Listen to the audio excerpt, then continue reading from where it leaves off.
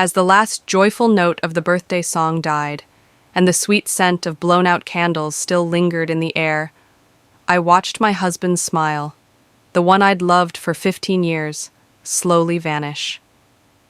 It happened the moment I pulled that innocent-looking envelope from my purse. He took it, his brow furrowed in mild annoyance, probably thinking it was some late gift receipt.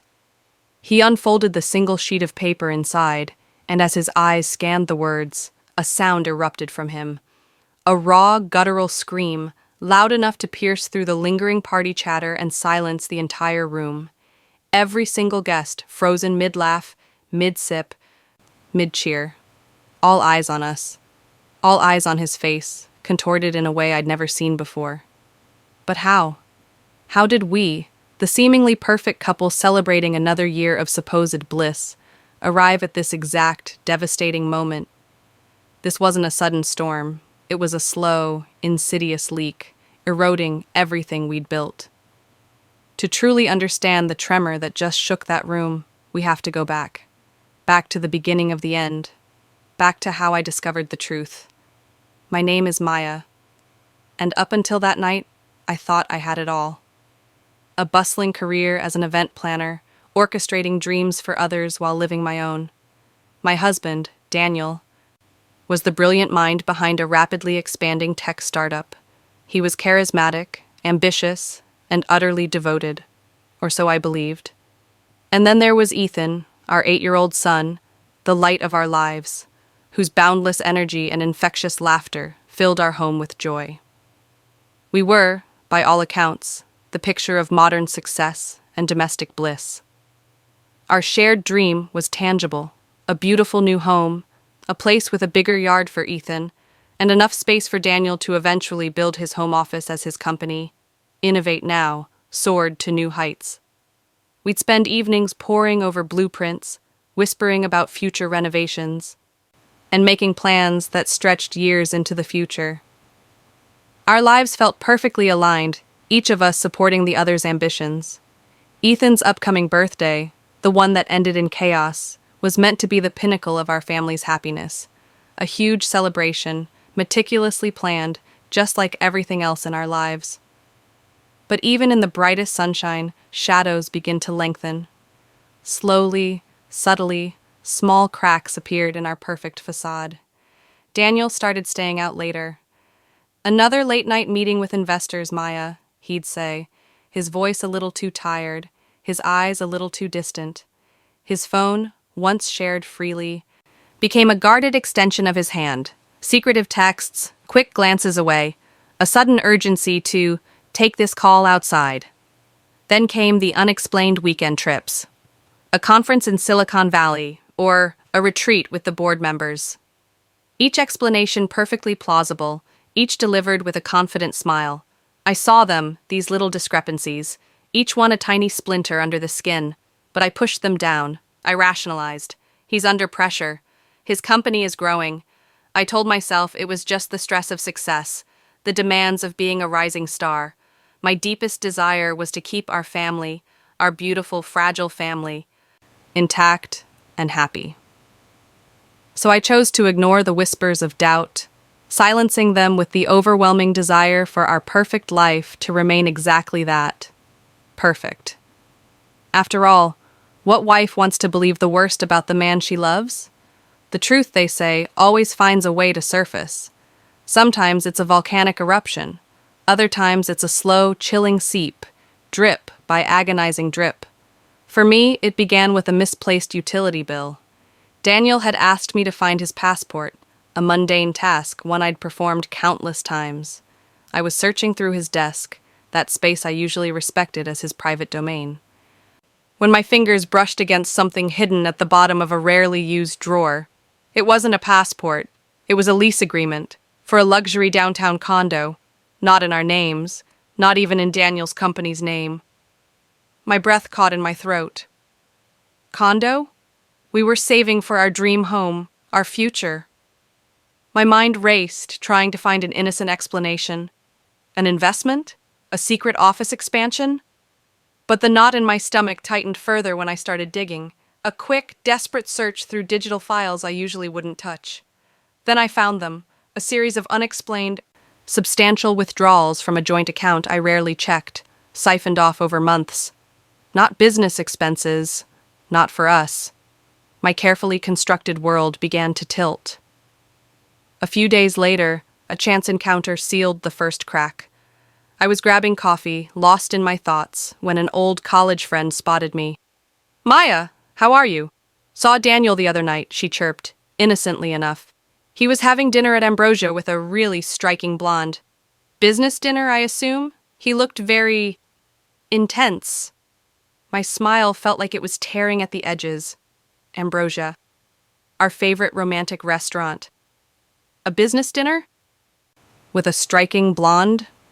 My friend, oblivious to the earthquake she'd just triggered, moved on. But her words, light and airy, landed like bricks. The final devastating blow came late that night. Ethan was asleep, and I was trying to convince myself I was overreacting. Daniel was in his study, on what he thought was a private call. I heard his voice, low and conspiratorial, but clear enough through the door. Words like relocation, new beginning, and then the phrase that shattered every last piece of my illusion. A life without baggage. Without baggage. That's what he called me. That's what he called Ethan. Our family, our dreams, our entire life together, reduced to unwanted luggage. In that dark hallway, as my perfect world crumbled to dust around me, a new resolve began to form. The tears came, hot and stinging, but they were quickly replaced by something colder, sharper. A quiet vow whispered into the silent house, a promise to myself and to the son who deserved more than a father capable of such callous betrayal. Daniel, you chose this path. You chose to build your new life on a foundation of lies. But I promise you, I will make sure the truth speaks louder than any of your carefully constructed deceptions. The shock, the heartbreak, the burning humiliation, I let it fuel me. Crying and crumbling were not options, not anymore, not when Daniel saw me as baggage. My love for him had vanished, replaced by a cold, unwavering determination. He wanted a new life? Fine, but he would face the consequences of destroying our old one. My first step was subtle, strategic. I needed proof, irrefutable, undeniable proof. I found a discreet private investigator, recommended by a trusted friend. He was expensive, but I knew, instinctively, he would be worth every penny. While the investigator worked his magic, I became a quiet spy in my own home. I started gathering everything: bank statements I'd previously ignored, screenshots of suspicious emails I found open on Daniel's tablet, even carefully forwarding cryptic voice messages to myself when he left his phone unattended. Every piece of data was a brick in the wall I was building, a wall of truth against his fortress of lies. But proof wasn't enough. I had to secure my future, and Ethan's.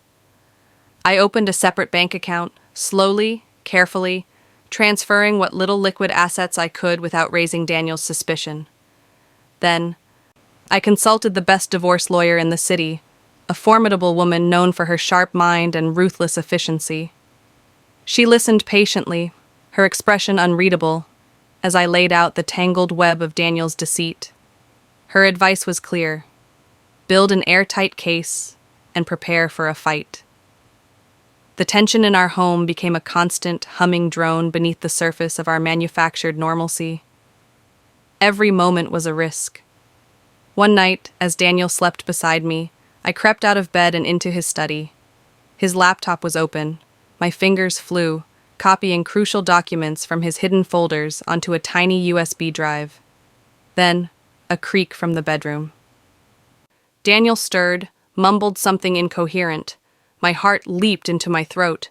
I yanked the drive, slammed the laptop shut, and scurried back to bed, feigning sleep. My breath held tight until I heard his steady rhythm return. It was a close call. Too close. The investigator also faced increasing risks. One evening, he called me, his voice tight. "Maya, I think I was made. Saw a dark sedan following me after I left Daniel's office. Had to lose them in traffic. could be nothing, could be everything. Daniel was clearly suspicious, tightening his circle, making our mission even more perilous. The stakes were rising with every passing day. My most promising lead was Daniel's assistant, Sarah. She'd quietly expressed discomfort with some of Daniel's unethical directives. I'd met her for coffee, hoping she'd provide the insider information I needed. She was about to talk, her voice low and hesitant, when her phone buzzed. She read the message, her face draining of color. "He just announced company-wide layoffs, Maya," she whispered, her voice barely audible. "He said anyone causing distractions would be the first to go. I can't. I have a family." She stood, shaking her head apologetically, leaving me with a critical piece of my puzzle missing. Daniel wasn't just deceitful. He was ruthless, but these setbacks only solidified my resolve. Daniel had tightened his grip, but I had an advantage. He still thought he was invisible. He was wrong, and I knew exactly when and where I would make him see. Ethan's birthday party. The day he had so meticulously planned, thinking it was a celebration of his perfect life. All our friends, all our family, everyone who thought we were the epitome of happiness. It would be the perfect stage, the perfect moment for the truth, raw and undeniable, to finally speak.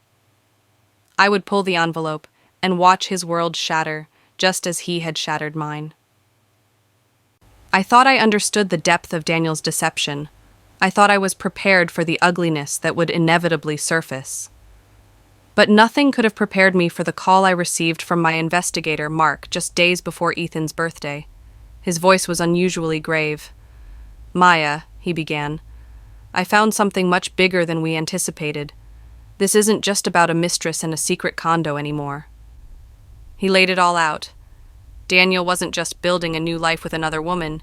He was systematically siphoning substantial sums from Innovate Now, his own company. Not for lavish gifts, not entirely for the condo. No. The money was disappearing into a black hole of gambling debts. He was using company funds, investor money to chase his losses, trying to cover tracks, playing a dangerous game that threatened to unravel everything he'd built, and everything we had built.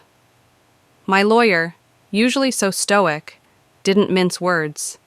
If I went public with this, if I revealed the true extent of Daniel's financial malfeasance, he wouldn't just face a messy divorce. He'd face criminal charges, embezzlement, fraud, and the fallout wouldn't stop with him. Our shared assets, what little I hadn't already discreetly secured, would be frozen.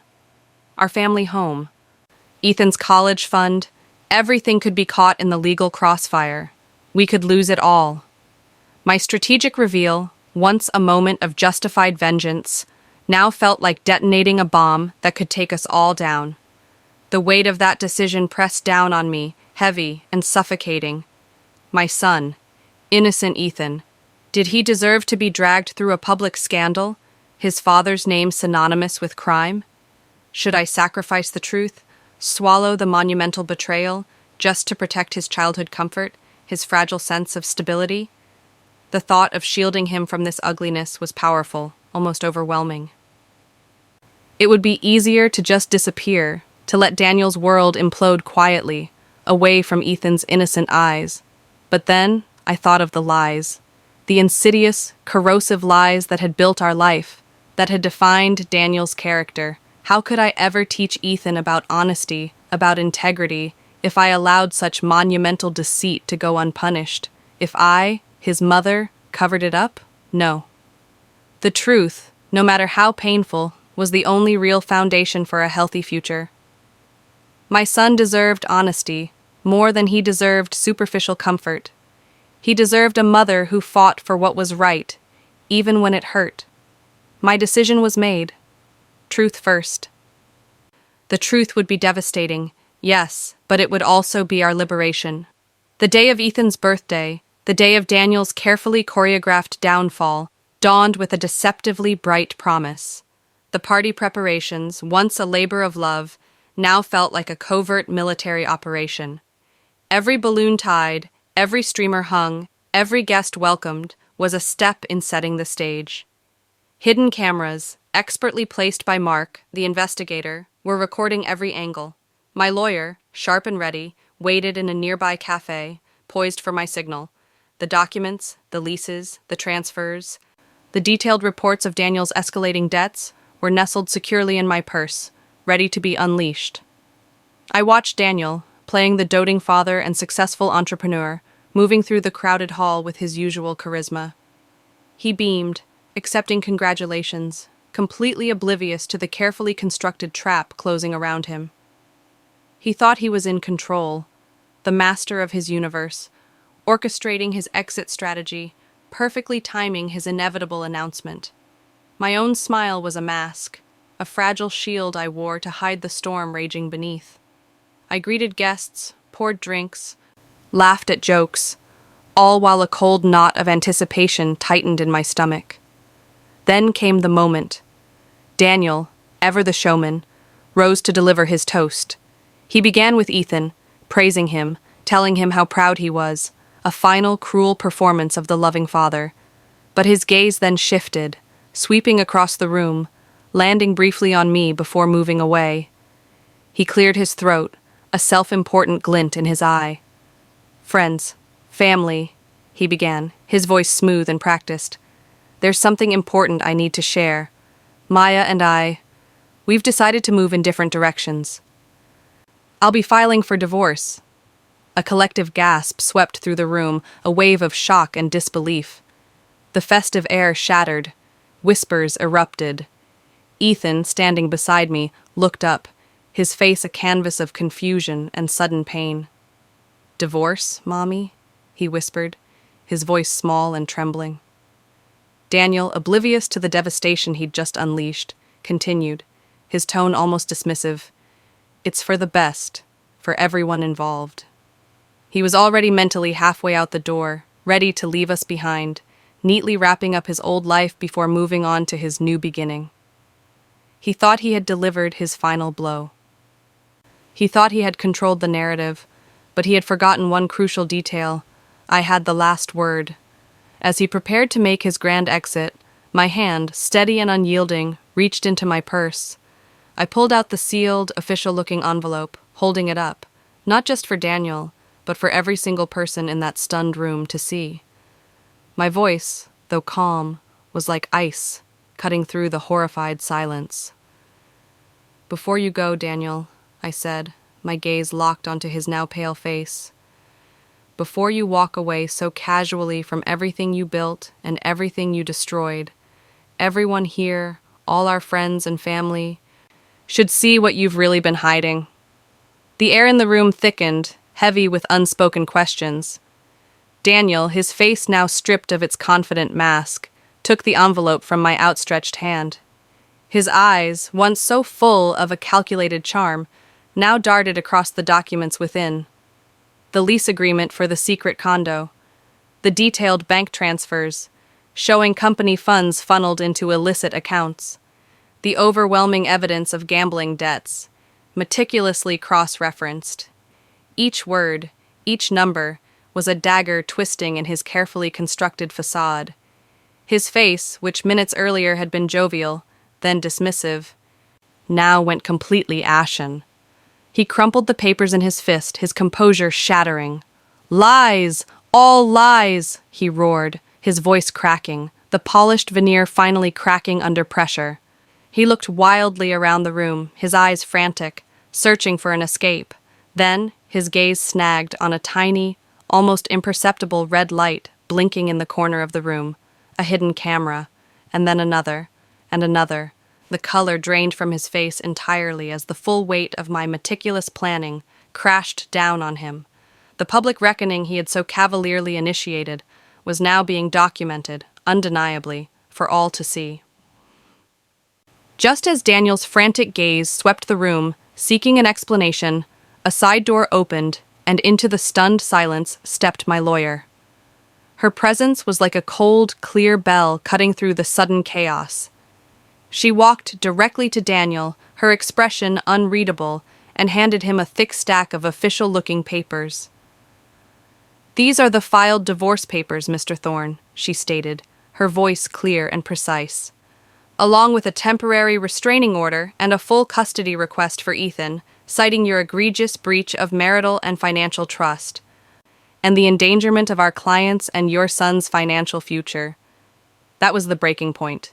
The mask of the successful entrepreneur, the loving father, the wronged husband. It all dissolved into a primal scream of raw fury and utter humiliation. "No!" he shrieked, his voice hoarse, unrecognizable. He lunged, not for me, but for the documents, trying to tear them from my lawyer's grasp, desperate to erase the evidence, to silence the truth. But by then, it was too late. Friends and family, initially stunned into silence, now moved. Several men, close friends of ours, stepped forward, grabbing Daniel, restraining his flailing arms, pulling him back from the lawyer. The chaotic scene unfolded, a raw, painful tableau of shattered trust and exposed deceit. And through it all, Ethan clung to my leg, his small body trembling, his cries mirroring the destruction of his family. The fireworks had begun. The aftermath of that birthday party was, as expected, devastatingly public. Daniel's carefully constructed empire crumbled in a matter of days. The hidden cameras had captured everything, and my lawyer swiftly ensured the footage, along with all the financial evidence, reached the appropriate authorities. The investigation into his fraud and embezzlement was swift and relentless. His company, Innovate Now, already teetering, collapsed under the weight of scandal and debt, leaving investors reeling and his reputation in tatters. The life he had so greedily chased, the one without baggage, ended up a heavy burden of criminal charges and insurmountable financial ruin. For Ethan and me, the path to healing was longer, but clearer. The court swiftly granted me primary custody, recognizing Daniel's profound breach of trust and the potential instability he presented. While the joint assets were tangled in legal proceedings, my foresight in securing separate funds and my lawyer's relentless advocacy ensured Ethan's financial protection. We moved into a new, smaller place, shedding the ghost of the perfect life we once lived. It wasn't the grand home we'd dreamed of, but it was ours, a sanctuary built on honesty and resilience. There were days, especially at first, when Ethan would ask questions, his young mind trying to comprehend the seismic shift in his world. I answered them honestly, carefully, without malice, explaining that sometimes grown-ups make very bad choices, and that my job was always to keep him safe and loved. He deserved the truth, softened by love, not a continued web of lies. Revenge, in the end, wasn't the goal. The raw, searing anger had eventually cooled. What remained was a quiet satisfaction. Protecting my son, ensuring his safety and his future, and reclaiming my own life from the shadows of Daniel's deceit. That was the true victory. We rebuilt, brick by painful brick, not a perfect life, but an authentic one. And as I walk with Ethan now, watching him laugh freely under the sun, I know that integrity, even in the face of devastation, is the most valuable inheritance I can ever give him. We are not just surviving, we are thriving. And we are, finally, truly free.